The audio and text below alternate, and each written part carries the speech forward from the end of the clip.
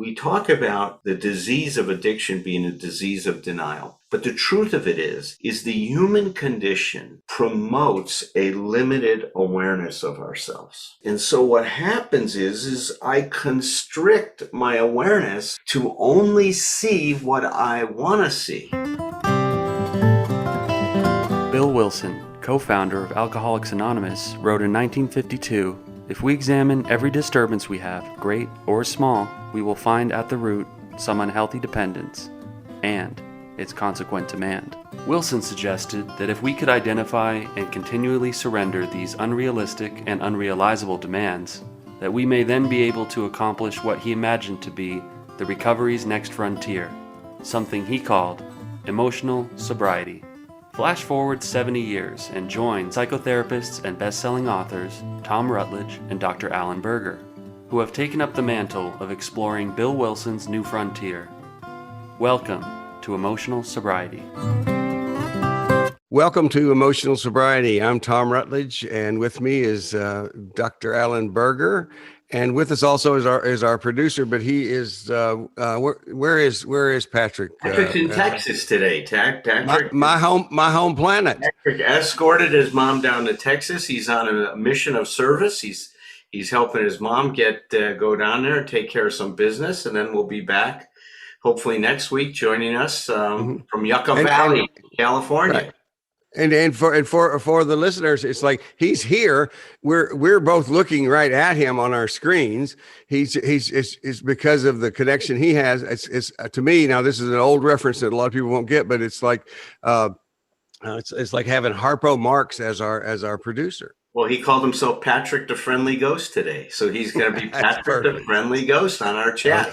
So chat, when Patrick weighs in, he'll be weighing in on chat, and I'll be reading his chat comments. So okay. Well, that's good that we still have that, because Patrick has a way of kind of jumping in and asking a question, or kind of redirecting us when one of us wanders off into the woods, I thought of another story I'd love to tell everybody.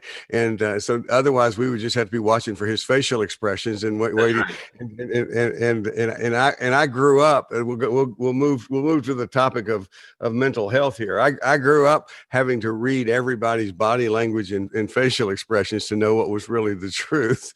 So I would overread everything. So if he just scratched his face, I would say, okay, oh God, he hates me. Yes, definitely. I understand that. And I was just thinking about, in one way, Patrick's here, but he's not here, is really capturing the essence of what we wanted to talk about today in chapter 3 in my new book. Right? Is that excellent segue, man? I'm getting better at this stuff. You're getting that. Beautiful. He's here, but not here. And that was the story of my life for a long time. I was there, but I wasn't now. And in one way, that's what we're talking about, is how we can be present in our life, but not be present at all. And that's what we wanted to explore today, because it's such an important topic to realize that even though we might think we're here, we might not be here. We are all works in progress. And again, the important part is not to be beating the crap out of ourselves, but to be there to not to criticize, but to critique in a positive way, is for us, to be able to go like, wow, if I was that out of touch then, this goes to humility. I need to be in the moment today, aware that there may well still be things that I am still becoming aware of, and that a decade from now or a year from now, I may look at today and go like, oh my God, I can't believe that. It's like looking at photographs of yourself in the past.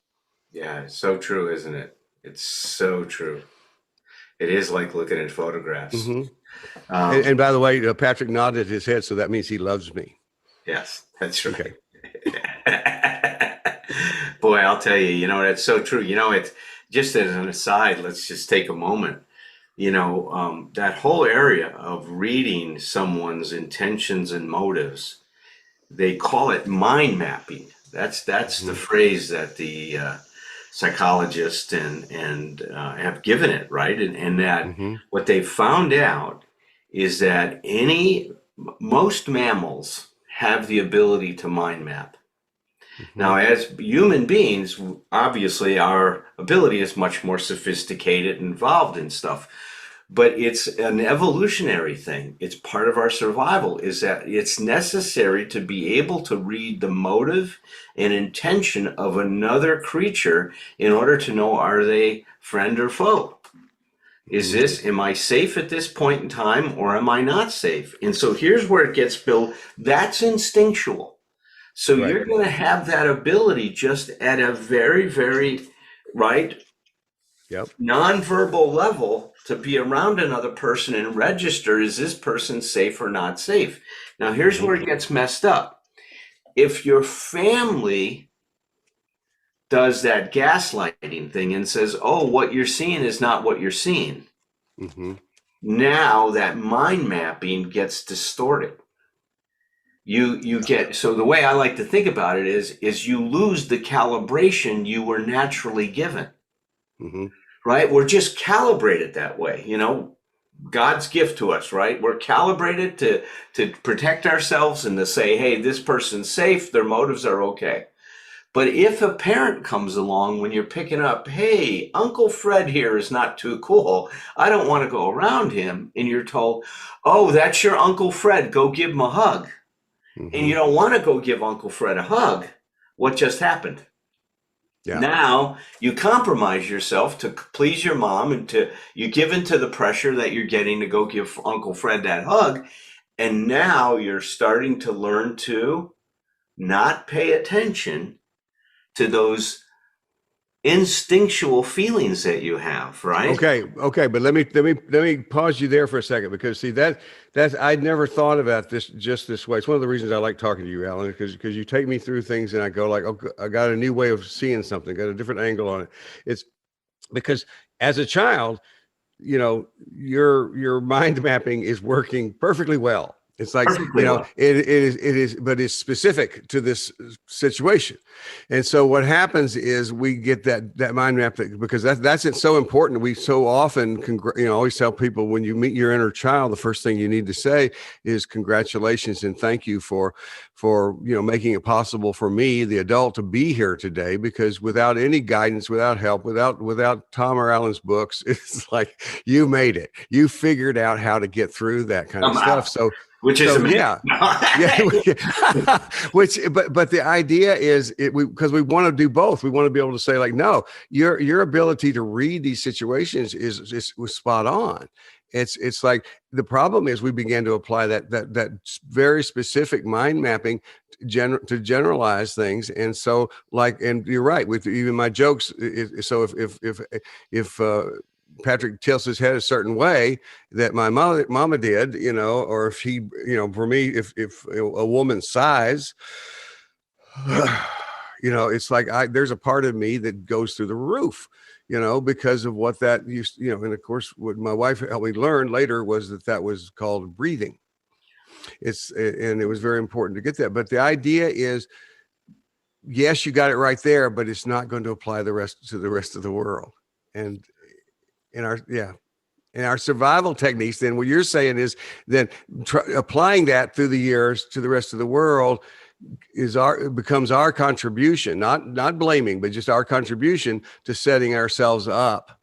Well, like you said in the Thursday night meeting the other day, which I thought was a great meeting this last Thursday. Mm-hmm. I love how you said we audition people for the roles in our life. And so if in our audition we're reading from the wrong script, meaning that we're not able to tune into who they really are, like you said, what we do is we perpetuate these things, and it's an unconscious thing. It's not like we're intentionally doing that. It's an unconscious thing. Now, I used to, and I still believe this, but not as strongly as I did at one point in time, but I believe we caused the trouble that we have in our life in order to give ourselves an opportunity to grow up, right? That's one of the things that I think we're wired that way. That was the great contribution of the humanistic folks in psychology, what we call the third wave in psychology.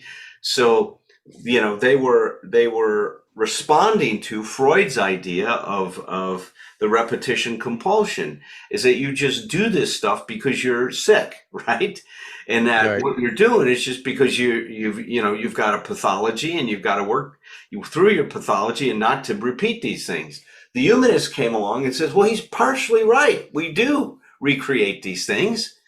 But the humanistic psychologist said, but we do it because we want to solve it, not because we're sick, but because there's something right about us that wants to grow Right. ourselves and complete ourselves and to actualize our potential, which I still, now when I say it today, I feel very strong about it. I think that's right.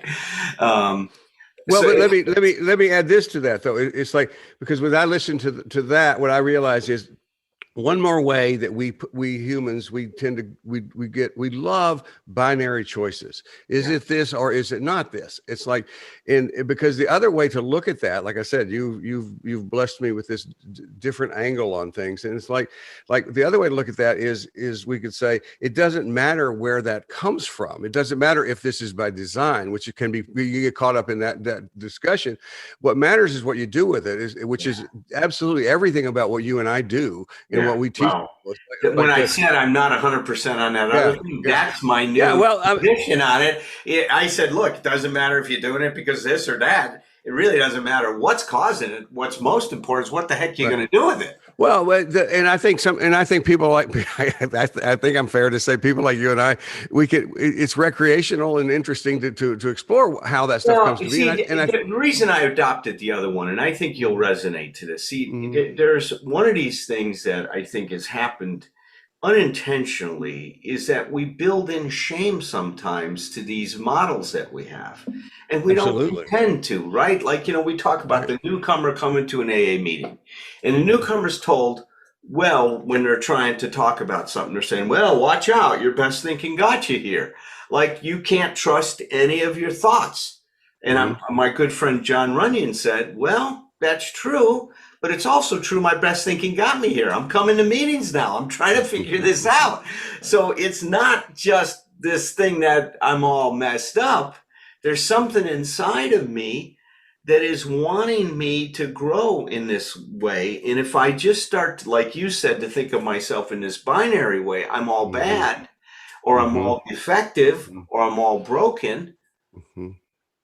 That Right. now for John, when he was sharing this, and I can share this publicly because he was talking about it on some of the workshops we did together. Hmm. Is he said it was already adding to this tremendous shame he already felt about himself as being broken and defective. Hmm. So Yeah. it's a very interesting interplay amongst all these things, isn't it? Well, it's, yeah, I mean, I'll tell you what, this is, I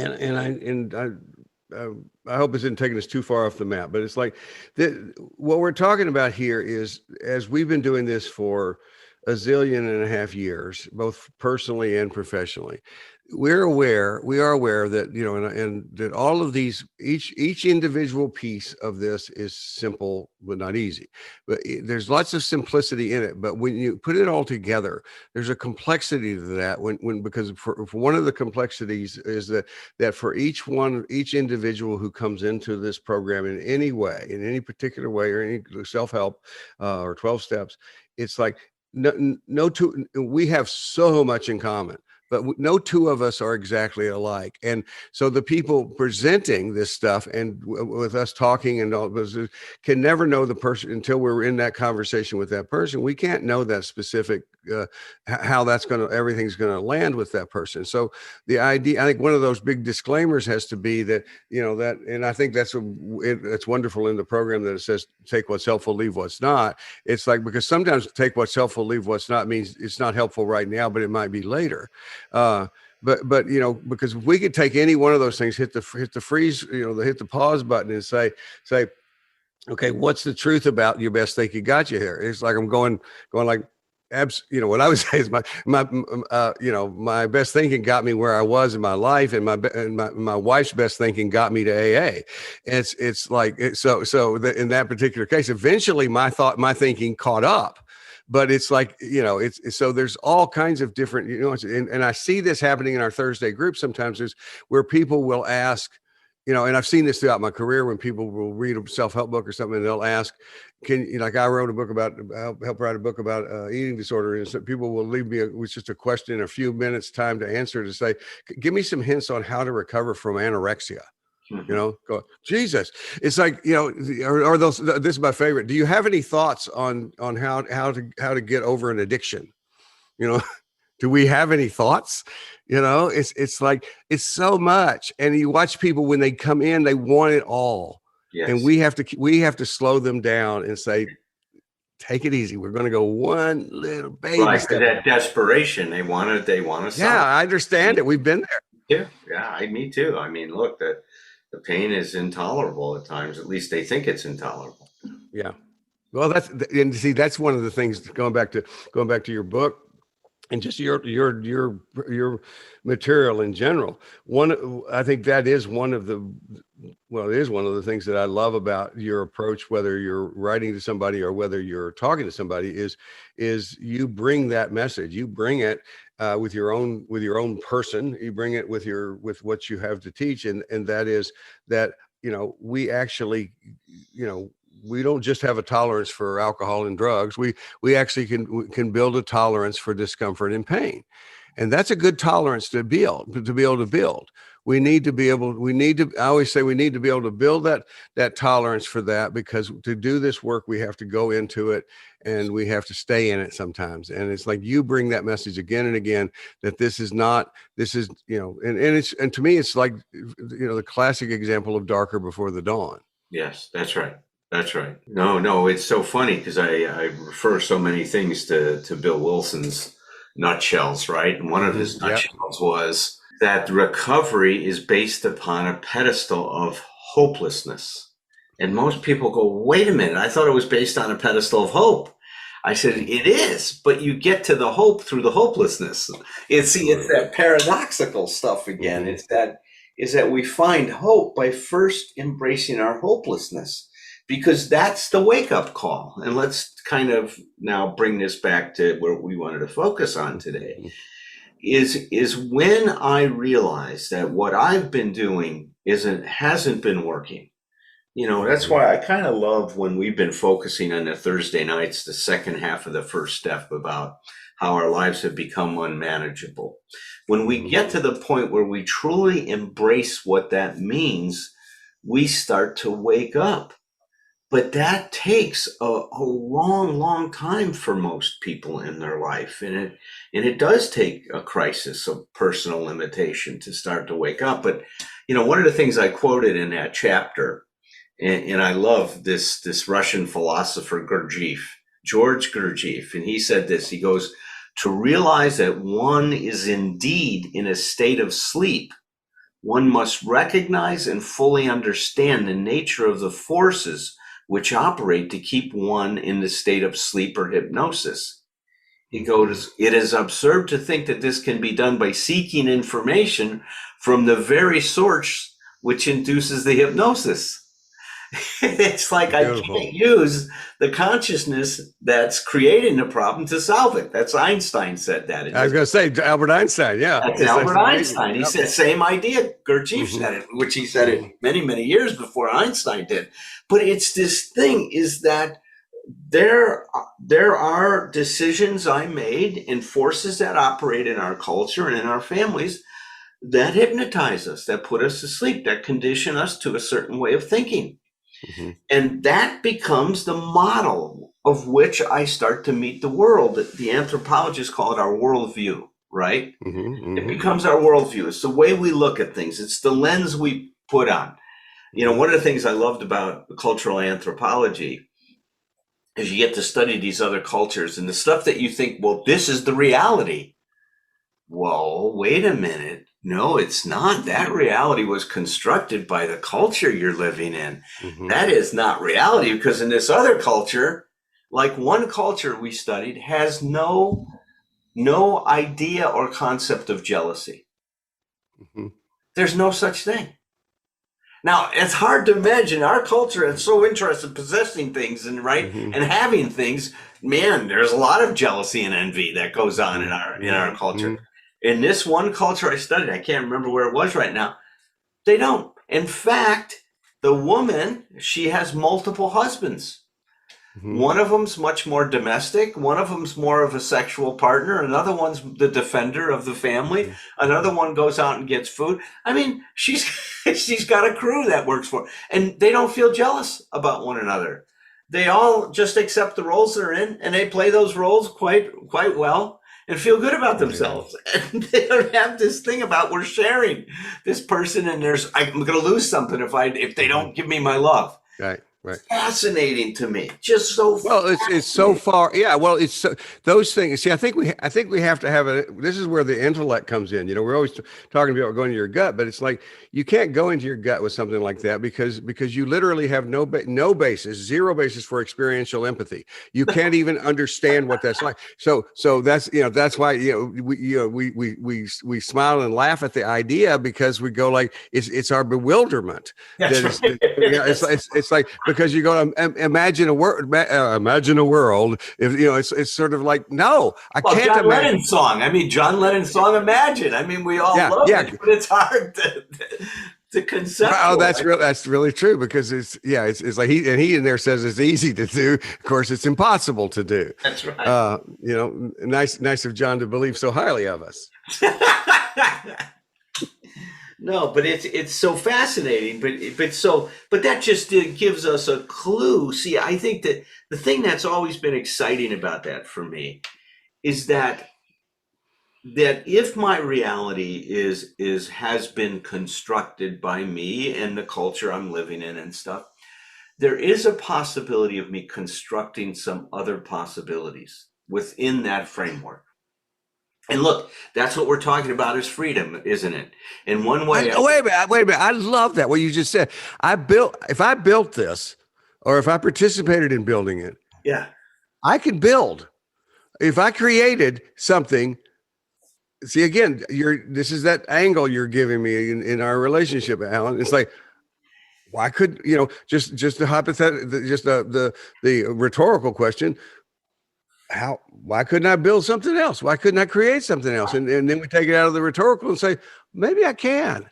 That's right. Oh, listen, and look at you and I believe that. That's part of our work with people. We love it. Yeah.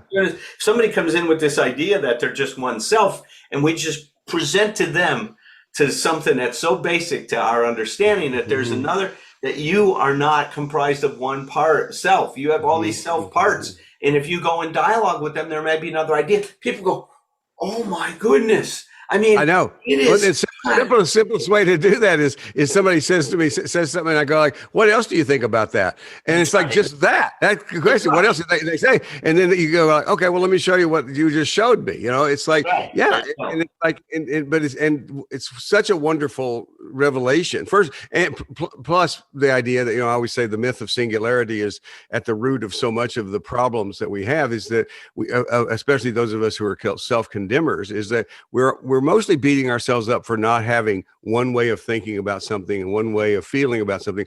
Am I right about this or am I not? It's like, no, you're many things about this.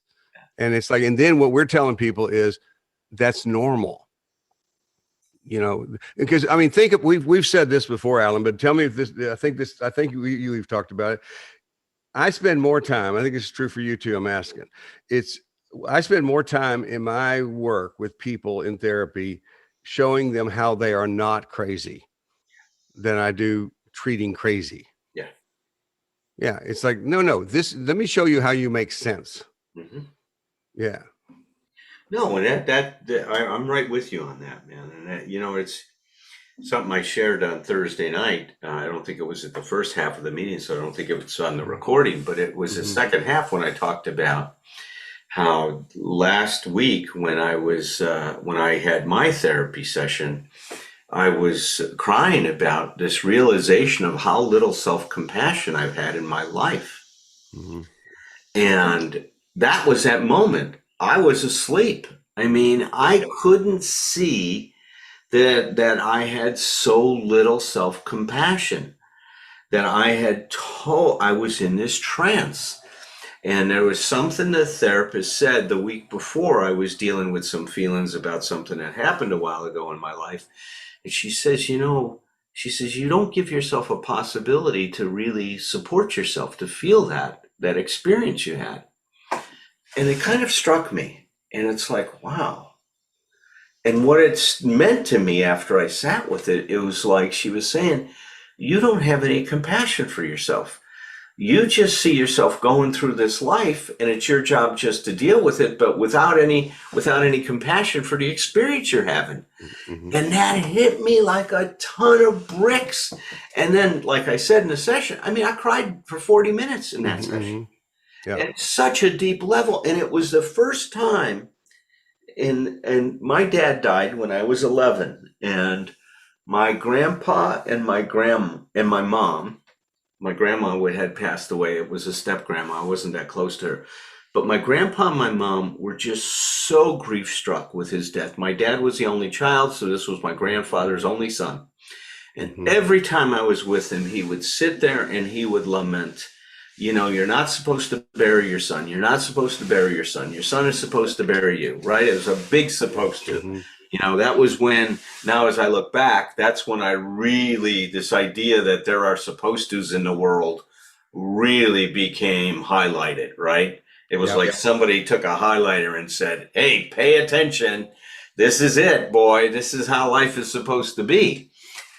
And I could never, and so that was when I was 11. I'm 69 years old. For 58 years, Mm-hmm. I could not forgive my grandfather for that, because I would sit next to him and he wouldn't ask me about my pain or my grief, right? Mm-hmm. He would be so wrapped up in the pain that he was having, in what his experience was. And he'd sit there in the car. He'd pick me up to take me to the shade, plastic sunshade company. That was his business, and I was going to help out.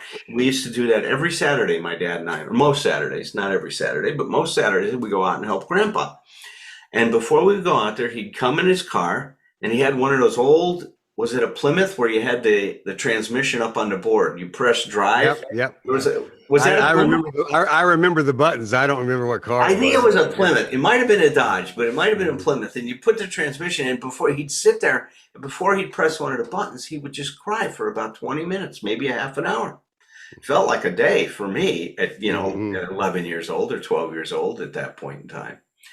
And I think 12 probably. And then I would sit there and secretly inside, I'd say, Grandpa, I'm part of your son.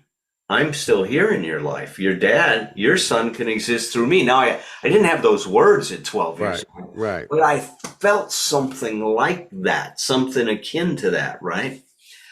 Well, the other day when I started to get into this pain about the lack of compassion I had for myself, I said spontaneously to Dr. Allen, the therapist I'm seeing, I go, wow, I just had a wave of compassion for my grandfather. I go, that's amazing that as I'm more compassionate for myself, I'm now finding compassion for him. And I started crying about the pain he was in. It was a powerful experience, man. I didn't realize that. I think I've been struggling with a low-grade depression, man. Really. Right. Well, and when it's in there at that low grade, we say low grade, but it's almost like be careful. That's kind of a misnomer because it can really be problematic. But one of the things, I appreciate you sharing that on Thursday, and I appreciate you bringing it back up here, and because one of the things I want our listeners to get to is when because I'm listening to your language specifically and getting that you're going like, so I'm learning how much I didn't have compassion for myself. It's like, now I want people to understand this work in progress thing. It's like people who follow you, people who follow us, they understand a lot. One of the things I always say about us personally is you're going to know more about us than you ever wanted to know. Because we're people, the self-disclosure ethicists, that we drive them crazy. They go like, you're not supposed to say that shit. What I want people to hear, so I'm going to talk about you for a second, Alan. And it's like to say, you're listening to Dr. Berger talk about becoming aware of how he's not been self-compassion. And give in mind, this is the same guy who has taught us about self-compassion, who has given us multiple. I could give multiple examples from his story right now of him having compassion.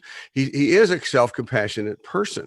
It's like, this is where the layers come in. This is where you realize it, or you think about going deeper and deeper and deeper and deeper. Like, never dust your hands off and think, well, that's done. We're done with that kind of thing. It's like, it's like that. None of this, what he's talking about with his insight, with his in his therapy now, and with his revisiting the relationship with the grandfather, is to negates a thing about his compassion for himself. Right. What it does is it deepens his compassion. It deepens it. If I didn't have any self-compassion, I wouldn't have celebrated 50 years. Yeah, well, it's like you open up you didn't even know there was a door there, yeah. And that's what you do when you go into therapy. Sometimes is just instead of worry about doors, you just knock down walls, and it's like and you go, I didn't even know this stuff. And that's the thing I hear from you that's so cool to hear is just and you see, and by the way, you see immediately nowadays because of who you are now the possibilities when you recognize this deficit. Oh my God, this has never been here. It's not like, oh, poor me, this is horrible. This is like the possibilities. Yeah. Amazing. That's right. No, it's so true. It's so true. And it's really great you pointed that out because we are dealing with layers. And, I even love how it was said in the big book, more will be revealed. And that's been constantly, so always. More will be revealed. More will be revealed. If you take off one layer, there's going to be another layer to it. That this work that we done, and I'm glad for this, is that it's unending, right? There's no finish line to it. It's just that we keep integrating these experiences, at deeper and deeper levels. There's always going to be something to integrate. This is a lifelong journey that we're on. It's that's interesting too, Alan. That kind of does one of those emotional bumper car things for me. It's because I try. It's hard sometimes. To find the words, and that's a weird thing, I think, probably for people to hear from either one of us, because we don't ever seem to be for a loss of words, but but the what is being revealed in my life, and I believe it's largely because of aging and losing people and things like this or that's what's precipitating it, is because the words aren't new. The lessons aren't new. There, it's like how often do I come back in the course of one day to some revelation of how powerful being fully in the present moment is? It's like it's so, and I don't know how to describe why that's different or how that's different than when I was 45 or 50 or yesterday. But it's like there's just something deeper that is happening. Does that make sense? Makes a lot of sense. And that is what's going on here. And then if we bring it back to this thing about this, seeing that we're asleep, right? Understanding. You're talking with the awakening continue. The awakening never stops. It never stops. And that's the other thing that we see when we begin it. The good news is I've used this a lot. I love that idea of just sometimes inserting a little reasonable doubt. There may be another way to look at this situation. I may not be seeing something that's going on here to be able to deal with it better. See, one way of thinking about recovery, and I got this from you, is that now we live life with more of a reasonable doubt. And that doesn't mean that we're insecure. See, I don't want to conflate the idea of reasonable doubt with being a doubting Thomas all the time. What we're just saying is that I'm always have this curiosity, and I love that term. Big part of recovery is recovering your curiosity. And we have this curiosity that, there may be another way to deal with this. There may be another way to look at this. Just maybe. One of my little nutshells says curiosity is the primary ingredient in respect.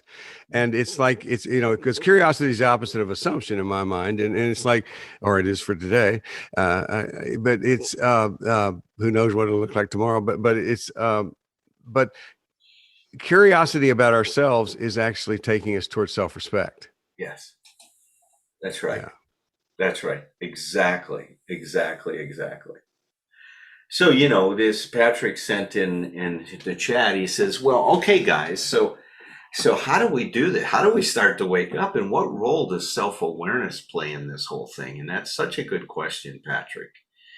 is because self-awareness really seems to be such an important ingredient in this whole process of waking up. Absolutely And, essential.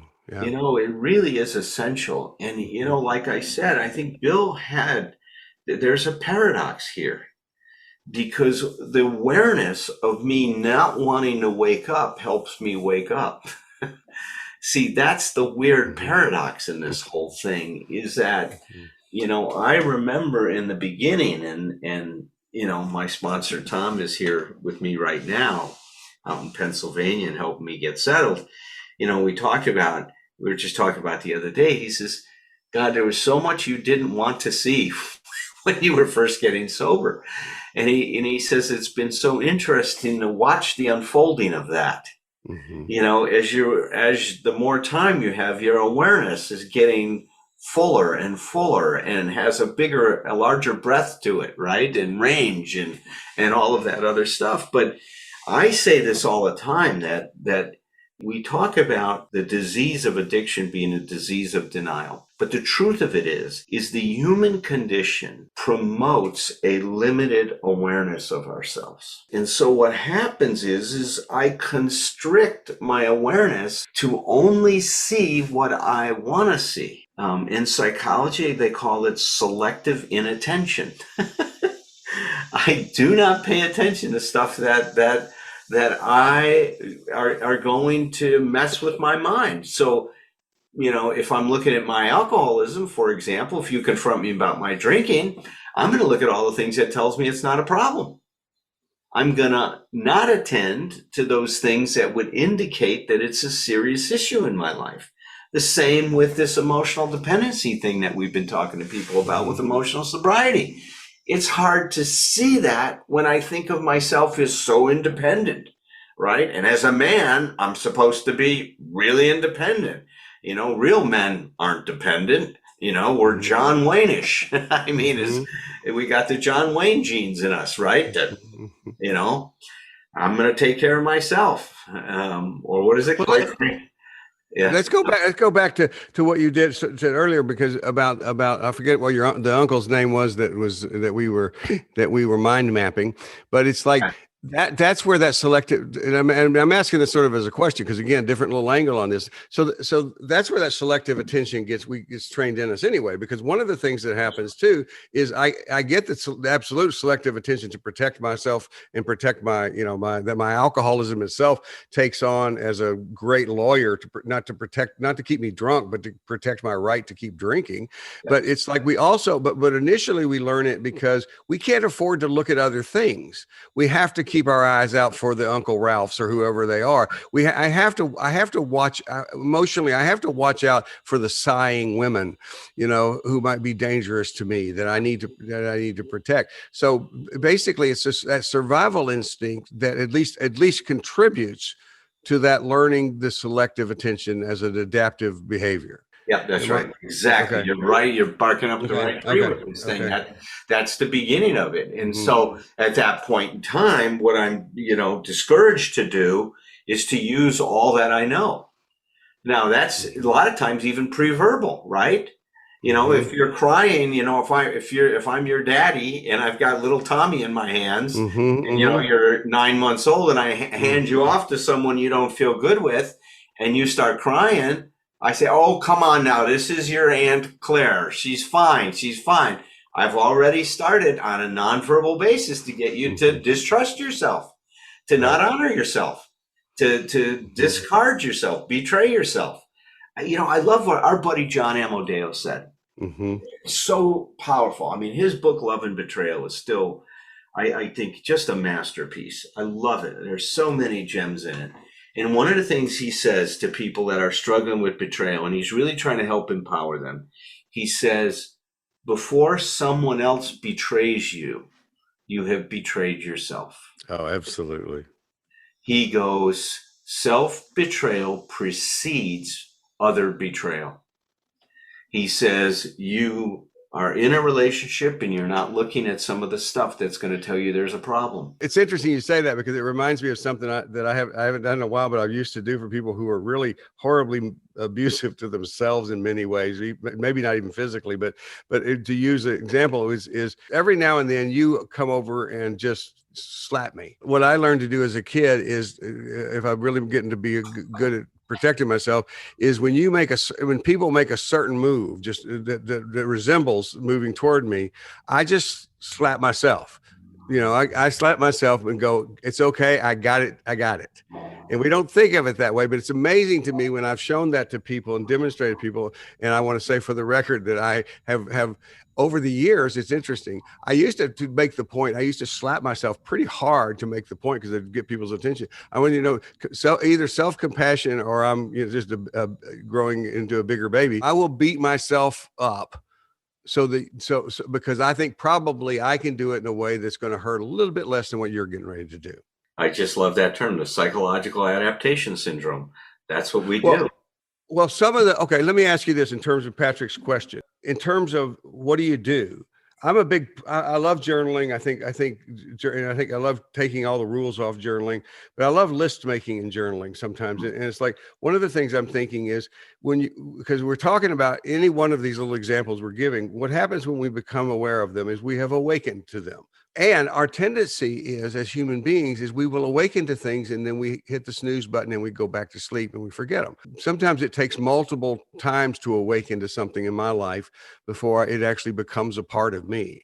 Yes. And I forgot, and the compassionate messages I heard from in an AA meeting a long time ago, which is, as humans, we're forgetting machines. And so what we don't need better memories. We need a system and a life, and this is support system that is designed to remind us. Yes. We are each other's Post-it notes, just by our very, you don't have to tell me, but I just remember more when I'm with you guys than when I'm not. And it's like, but the idea is it too simplistic to say, make a place in your journal that you can return to, that that you can call it whatever you want to, but basically it's things to which you have awakened, and that you are in danger of forgetting. So you put it down there. And so that as part of what you do is you review the list on a regular basis so that you stay open to those things. I love that. I love that. I think that works totally with what I'm talking about. And, okay. The other thing that you and I keep saying is that, as hard as it is, don't run away from your pain. That pain can be the alarm going off. See, that's the way that I love the way that Gurdjieff says it. He says, when there's pain in our life, it's the alarm clock. It's our alarm clock. He says, the problem with most people is they hit snooze. That's right. They keep hitting the darn snooze button. They don't want to wake up. So they hit snooze and they keep ignoring the lesson that's inherent in the pain or the awareness that can surface if you embrace that situation in the way that we're talking about, and looking at it to see, what is this telling me about my life and how I'm living my life? Yes. We call it using it as a reflection, as a mirror to see ourselves in. Right. And it becomes so powerful once we do that, and once we start to do that, it becomes such a key to our ongoing awakening. Right. And it becomes, at first it seems unthinkable. And then later that changes to, it becomes if you keep practicing, it becomes like anything else you keep practicing, it becomes automatic. And it's like, this is one of my nutshells that I actually have on a poster size thing in my office that just says, always move towards your demons because they take their power from your retreat. And I always tell people the second part of that is the most important part. It's like, not moving toward them is not a neutral thing. Yeah. It's like you basically, the more I cringe, the more I duck and cover, the more I try to hide, the more empowered that demon is. And so the idea of standing toe to toe with it, face to face, eye to eye, that's the challenge. Those demons only have the power that we give them. Well, listen, what an important show today is. I think we've really covered some very, very important topics. And, I'll be looking forward to Patrick joining us next week. And Patrick's going to put John's book, the link to that, in the show notes, so you'll be able to find his link to his book. And it's like I said, I recommend it all the time whenever I'm dealing with a couple that's struggling with betrayal. It's an outstanding reference and resource for people. And and our thoughts and our love go out to John, who's struggling with his own issues in his life at this point in time. He's making progress. He is making progress. God bless him. All right, Tom, another great show. Patrick, we'll look forward to your voice next week, and he'll be back with us, and he's giving us a thumbs up and waving to us. He also left me a note that said, "What the fuck were you guys doing?" It's like, I don't know what that's about, but we'll get to that next week. Tend your life, tend your myth, cultivate your narrative with whomever you're with. Then with glass in hand and children on one knee, bring some stories, bring your stories back to me. It ain't a crime to be a human. Never be ashamed to be yourself. Rest assured that whatever you're doing will entertain me like nobody else. So here's to us, my old friends, until it's time to drink the wine and break the bread again. With glass in hand and children on one knee, bring some stories, bring your stories back to me.